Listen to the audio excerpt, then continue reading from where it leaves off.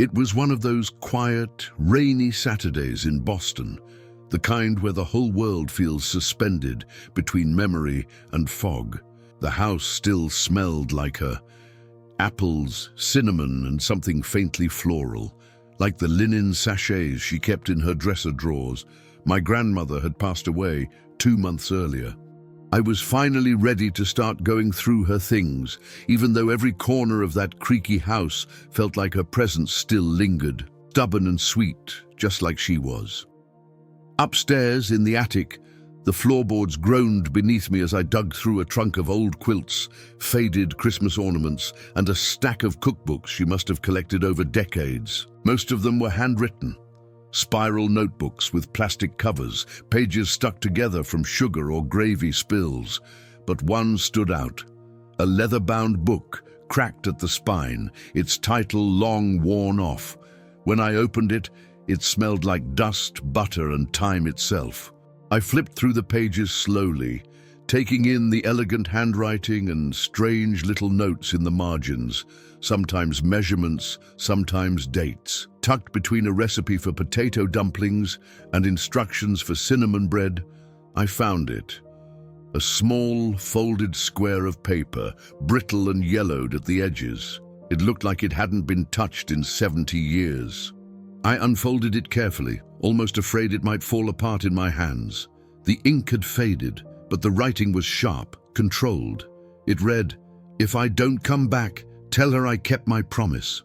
And then at the bottom, a name, nearly erased, but somehow still unmistakable to me. Thomas, my grandfather. He was a man of few words, a WP veteran. I grew up knowing he had served, but the details were always vague. He did what he had to do, they'd say. He came home. End of story. But holding that note, I knew there was a story, and I was about to uncover it. If this story is already pulling at something deep inside you, the way it did to me, please leave a like and subscribe to the channel. That small gesture helps us keep sharing stories that deserve to be heard, the quiet ones, the forgotten ones, the ones hidden between recipes and promises. And now, hold on, because what came next changed everything. I had always grown up with a vague awareness that my grandfather, Thomas, had served in World War II. At family dinners, someone might say he was overseas or he was part of the supply corps. But when I nudged for more, the room would stiffen, the conversation shift, and no one continued. It wasn't that they meant to withhold. It was as though the memory itself was too heavy to speak aloud. Holding that note, "If I don't come back, tell her I kept my promise," felt like a sudden invitation into a secret world. So I went to the basement. The dim light flickered as I opened trunks filled with decades of artifacts. Photo albums, war memorabilia, brittle letters tied in twine, his uniform jacket folded carefully, and a small leather-bound journal. The first few pages were blank, the kind of blankness that looms before a story begins. Then, as I turned pages, pencil marks appeared, coded names, dates, town names, and unexpectedly, recipes. Recipes that looked ordinary but felt deliberate. One entry read, "Rations, stew, feeds 12. If blackout continues after midnight, add extra water." Another, "Oat bread, bake at 3 a.m. in Sector B7, wind from northwest." And scribbled in the margin of a cinnamon roll recipe, "For Claire, if she ever returns this way." My heart pounded. Claire. Was that him? I cross-referenced the town names. Normandy, Sainte-Mère-Église, small villages in Brittany. I pulled out old maps of the European theatre, traced supply routes, and compared with the letters I found. The ones he sent home in pale blue airmail stationery, often laconic, sometimes ending abruptly. I discovered Thomas was part of a logistics and supply battalion, one that moved just behind the front lines, delivering food, medical supplies, occasionally aiding wounded soldiers. His role was rarely heroic in stories, but indispensable. In the journal's margins, he wrote dates. June 6, 1944, Sainte-Mère-Église. That was D-Day. I remembered reading in history class that this village was among the first liberated towns in Normandy. Could he have been there? There was a recipe for oat bread dated June 7th with a note, "Survived night raid, wind bitter, Claire's name in mind." I thought about how, in wartime, a recipe is not just a recipe. It becomes a vessel for memory, hope, and code. When bombs fell, you couldn't always carry letters, but you could carry flour, salt, instructions for survival, and a message embedded within. For Thomas, cooking may have been his way of carrying both sustenance and longing. I spent nights at my laptop, researching military unit histories, supply battalion logs, and war archives. I found his unit was attached to the 2nd Supply Group, operating in Normandy during mid-1944, supporting units following D-Day. The more I dug, the more the names in his recipes and notes aligned with logistical charts and convoy schedules. The town names, the dates, they weren't random. They mapped his path across war-torn Europe. One line in his journal caught me: "I bake at midnight. The smell faint in the air. I hope she will recognize it someday." That line felt like a confession, a prayer, because how many turned to baking when bullets roared? It told me he was balancing survival and memory, that he was anchoring himself to something earthly, a sensory tether to a person, a promise. At home, I set aside his uniform and medals and began reconstructing his wartime cookbook. I measured ingredients as he did: wheat flour, oats, minimal sugar, water from local streams. I baked by the instructions: oven at 350 degrees, bake for 45 minutes under blackout shades. The smell filled the kitchen. The cinnamon warmed the air. I felt trembling in my chest. My mother watched me quietly. She had rarely asked what I was doing. When I asked her, she said he never talked about it. Maybe he didn't want to burden us. But carrying that silence felt heavier now. I decided I would break it. I would weave the recipes, the notes, the maps into our family story, not as relics, but as voices of what was hidden. So that's where my journey truly began, standing between memory and smell, between war and home, cooking with his hands in mine even when he's dead. And as I mix flour, water, a pinch of salt and cinnamon, I sense the war I never knew is opening up, one recipe at a time. I remember the moment I found her photo. It was buried deep in that old cookbook.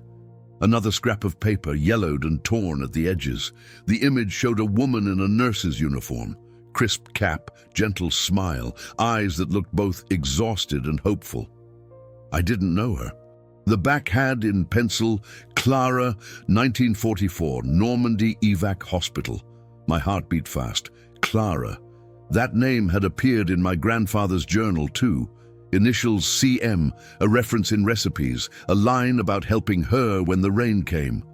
From then on, I couldn't stop thinking, who was Clara? How did she meet Grandpa Thomas? What part of his story was she? I dug through his letters, some addressed simply "Dear Friend" or "Clara," but many unsent drafts, torn envelopes, pages that ended mid-sentence. One letter read, "The light in your eyes kept me moving when everything else was falling apart." Another, "When I bake, I wonder if you will taste the cinnamon and remember home." I visited archives of military hospitals. I found references to a Clara Mayhew serving in the 7th Evacuation Hospital in Normandy in mid-1944. She was an Army Nurse Corps volunteer, assigned to a mobile unit that followed frontline casualties. I uncovered her service records. She treated burns, cleaned shrapnel wounds, walked among cots of broken men. One journal entry from my grandfather mentioned seeing Clara bandage someone else's wound and muttering a prayer in a voice barely audible above distress. He wrote, "Her hands, steady." They met under typical war chaos. One evening, after a bombing raid, when dust choked the air and rain mixed with debris, Grandpa Thomas was helping move stretchers. One young man's cries pierced the night. Clara knelt by the stretcher, placing bandages, offering water, whispering. In the hum of rain and sirens, she reached out to Thomas, handing him a damp rag to clean his face. That's when their hands touched. Brief, charged, unrecorded. But Thomas wrote, "Your presence was a promise I carried." In the recipes, there is one that caught me. Sweet biscuit for Clara, butter-rich, bake when moon hidden. Butter was scarce, sweet biscuits even more so. Why dedicate it to her? That tiny recipe was less about dessert and more about longing, a memory baked into flour. After the war, Clara returned to the US, or so I learned. She remained in the nurse corps, then later worked in public health. I tracked her down through old hospital staff directories and found her address in upstate New York in the 1950s. But the connection had already faded. Thomas had come home, married, built a family. The wounds of the past, unspoken, untold, seemed to settle like dust. Clara never married. She kept a box of his letters. Family law says she kept writing him for a few years. He never replied. When I spoke with Clara's niece, Mary, she showed me letters addressed to Clara and unsigned envelopes with stamps never cancelled. Mary told me Clara always wondered, did he survive? Later, did he remember me? She kept his name in daily prayers, scrubbed bandages, looked at photos of soldiers she didn't know well, but believed they were linked.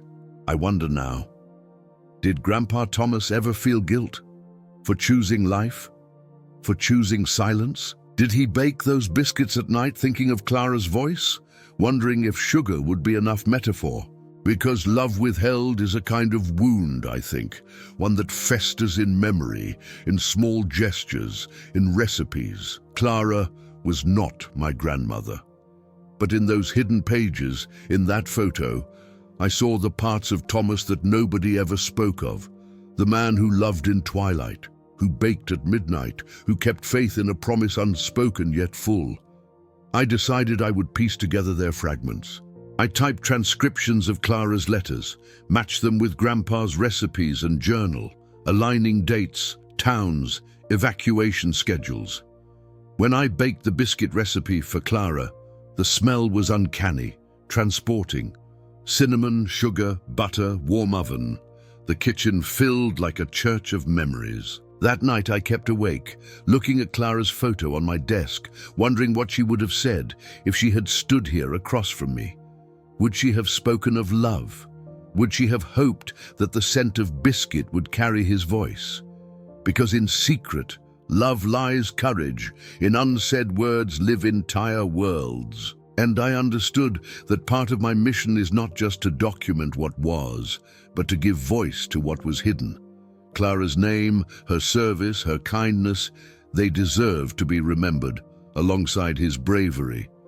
After finding the photo of Clara, the notes in Grandpa Thomas's journal, the torn letters, I began to see that nothing in his old cookbook was accidental. Every recipe, every margin note, every date scribbled in a corner, it was layered with meaning. What seemed like a simple mix of flour or sugar turned, under the light of what I'd discovered, into a map of memory and a confession kept silent for decades. I spent hours at the kitchen table, journal open, recipes spread, letters by its side. I compared his hand-drawn recipes with the orders recorded in Wutu supply logs. I traced the towns named Sainte-Mère-Église, Cherbourg, a small field hospital west of Avranches. I mapped his path, seeing how his supply unit moved, how logistical convoys pushed forward after D-Day, how medical units lingered in danger zones. Every time he baked something, every time he annotated bake at midnight, cool before dawn, share half with squad, it felt like he was trying to preserve not only food, but fragments of self. One of the recipes that struck me most was his buttersweet biscuit, rich butter, sugar, a pinch of cinnamon, luxury in rationed war times. He included a margin note, for her in moonlight. I thought, those words aren't about flavor. They're about someone far away, someone he saw in flashes of light when the air raid sirens were off, but the memory hadn't quieted. I found references to wartime cooking, how soldiers had to adapt recipes, how home kitchens created mock desserts when sugar was scarce, or substituted powdered eggs, or stretched meat with vegetables. I read about wartime rationing recipes in America, meatloaf stretched with breadcrumbs, soups that used what vegetables were left, baked goods with minimal sugar, military.com. But Grandpa's cookbook was more than that. He wasn't merely improvising, he was encoding. A recipe for oat bread with a note of 3:30 a.m. wind, N&W, became associated with a location where supply trucks were ambushed. A simple apple cobbler recipe had a note. Remember the orchard, 1944. Clara had once told a friend she loved apples, how the smell of them reminded her most of home, even during dark nights. So when Grandpa baked apples or used cinnamon, I think he was calling to her memory, trying to bridge the gap. The ingredients became symbols: apples for home, oats for endurance, cinnamon for memory. I also discovered through archival research that many soldiers kept food diaries or recipe journals. Not official logs, but personal ones. Scribbles in pocket notebooks, recipes exchanged between men in foxholes. Little notes passed when soldiers traded flour for sugar. Some cookbooks of the era have marginalia, handwritten notes in the margins of recipes. Someone reading the margins of Grandma's cookbook once said that scribbles tell as much story as recipes themselves. The Portland Press Herald.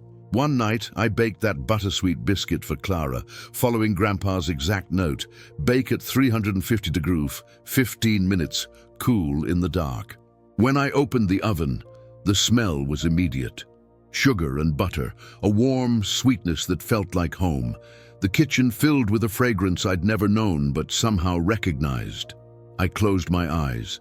I could almost hear faint footsteps, the rustle of uniforms, the hush of someone whispering in the distance. That smell became a whisper across time. I realized then that legacy is not just what is preserved in archives, in photos, in medals. It's what is carried in senses: smell, taste, texture. The recipes were Grandpa's way of speaking when he could not. The notes were his letters when letters were lost. The margin scribbles were his fingerprints in memory, and Clara, though largely absent in the family narrative, lived in that legacy. In the biscotti, in the apple, in the cinnamon, in the late-night baking. This code, this hidden legacy, becomes my inheritance. It is not enough to uncover it. I must give it voice.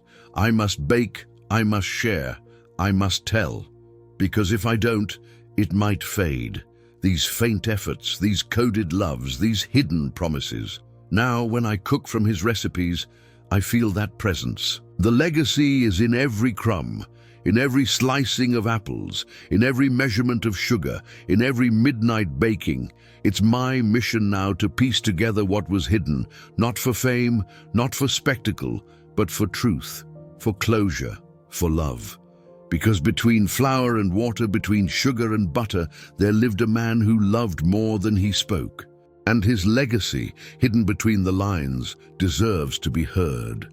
After I pieced together the hidden recipe codes, the wartime maps, Grandpa Thomas's oat bread under moonlight, and Clara's nurse's photo, I realized I couldn't stop there.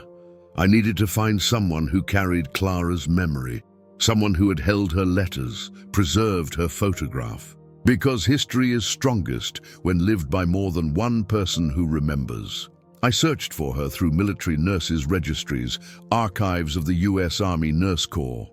I combed through old staff directories for major evacuation hospitals, those mobile units that followed casualties across Normandy, Brittany, into northern France. I examined rosters for 1944 and 1945, hoping to find Clara Mayhew, the name I believed from the jottings. I checked old hospital admission cards of soldiers, thousands of them wounded, transferred, evacuated. Some of those records have been catalogued in the US WWT Hospital Admission Card Files, 1942-1954. Ancestry.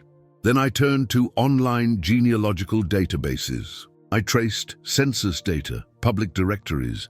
A light appeared. There was a Mary Mayhew living in upstate New York, with a registered relation in archival death records to a Clara Mayhew who had served in Army Nurse Corps Evacuation Hospital No. 7 around 1944. I reached out. When I first called Mary, her voice was cautious but kind. She had never heard the whole story, for Clara had kept much of her past quiet. Mary had letters, yes, unsent postcards, hospital mission rosters, a photo of Clara in uniform, exhausted arms folded, looking towards something out of the frame. Mary's attic was filled with scraps of memory. Clara's old nurse cap, a leather satchel, some pills, morphine tablets in glass vials, yellowed envelopes addressed to Thomas or TM, but never sent. Mary invited me to visit. I flew up to her town one crisp autumn morning. We sat in her small living room, sunlight through lace curtains, photos on end tables. I showed her the photo of the nurse from Grandpa's cookbook. I showed her the note, "If I don't come back." I showed her the recipe, buttersweet biscuit for Clara. Her eyes filled. She said, this was Clara's handwriting on the back of that photo. She held a mirror to the picture I brought. There was unmistakable overlap in the way the C is looped, the curve of the R. Mary had a letter from Clara, dated November 1944, saying Thomas was his unit's supply sergeant, that food rations had been delayed, that she prayed he was safe. Another unsent letter said, "If I could, I would bake for you, in some quiet kitchen far from this." The overlap of that sentiment with Grandpa's own recipe margin note made me ache. Two hearts separated by war, communicating in flower and hope. We cross-checked Clara's service record with military archives. Using the National Archives system, you can request service records via eVetRex or Standard Form 180. Veterans Affairs plus USAGOV plus 2. I searched evacuation hospital logs, MedUnit entries, and personnel records at the National Personnel Record Center in St. Louis. Wikipedia plus 1.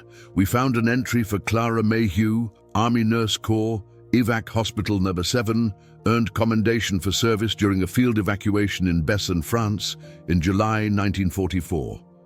Mary and I walked through letters, photos, hospital logs, recipes. We made a chronological tapestry. Clara meets Thomas when her unit rotationally treated wounded coming out of front lines. Thomas helps carry stretchers. Clara tends wounds. He bakes in blackout kitchen tents. She tastes sweet biscuit in stolen moments. War tears them apart. They return to separate worlds. She keeps letters. He builds silence. On that visit, Mary presented me a photograph I had never seen. Clara and Thomas side by side in morning light, she standing next to his supply crate, his hand on her shoulder, both worn, both young. It was as if the camera had caught a promise in mid-breath. I felt everything, the longing, the guilt, the unspoken love. I asked Mary why Clara never sent many letters. She said, "War took more than lives. It muffles voices." She wrote, but mail was lost. She hoped he knew. And in Grandpa's margin notes, I realized he hoped the same. The cooking, the baking, the recipe names, they were his letters. When I returned home, I made copies of everything Mary gave me. I drafted Clara's letters side by side with the recipes. I shared them with my family, showing my mother photographs, the note, Clara's image, the biscuit recipe. My mother, silent for so long, finally said, "I always wondered." And together with Mary, we organized a small remembrance. We published a mini booklet of Clara's letters and Thomas's recipes. We cooked that buttersweet biscuit, served it to family, with Mary reading Clara's letter, me reading Grandpa's note. The smell filled the kitchen with memory, with loss, with hope. In connecting both halves, the man who baked promises, the woman who kept letters, I found that even when war separates, love can survive in hidden corners. The recipes, the letters, the decoded lines, they matter. Clara and Thomas never had the chance to speak fully, but I speak for them now. I still carry the framed farewell note in my kitchen now. "If I don't come back, tell her I kept my promise," displayed beside the old leather-bound cookbook that started this journey. Every time I cook from it, Every time I bake one of Grandpa Thomas's recipes, I feel the weight and warmth of his life. The smell of butter in the buttersweet biscuit, the sweetness of cinnamon in apple pie, the crackle of crust in oat bread, all of it becomes more than food. It becomes memory, becomes a bridge across time. I never got to hear Thomas speak her name. I never heard Clara's voice except through letters, through whispered fragments. But thanks to Clara's niece Mary, to the old recipes and notes he hid in margins, I can now say them out loud, for both of them. I can tell their story, not as rumor, not as myth, but as something real. This journey taught me something essential, that love doesn't end when war comes, silence doesn't win just because voices go unheard, and memories don't vanish just because they are hidden. What I thought were simple kitchen notes turned out to be his way of shouting in quiet, his way of holding on to hope. What I believed was a cookbook turned out to be an heirloom of promises, a repository of what it means to endure, to remember, and to love in secret. I framed his uniform jacket, archived Clara's letters, printed photographs, shared them with my mother Mary and others who never knew the whole story. At our little remembrance, as the oven warmed the house, as the biscuit came out golden and fragrant, I understood the legacy is alive today, in our hands, in our kitchens, in the stories we choose to tell. If this story touched you, if something in it whispered of someone you lost, someone you loved in silence, someone who left promises unspoken, please leave a like, subscribe, and share. Because voices hidden long enough deserve light, because unheard promises deserve air, because memory is stronger when shared. We post new, real stories every week, stories that matter. Thank you for walking this path with me, for keeping Clara's courage alive, for giving Thomas's promise its meaning. May we continue to unearth, remember, and heal, one recipe at a time.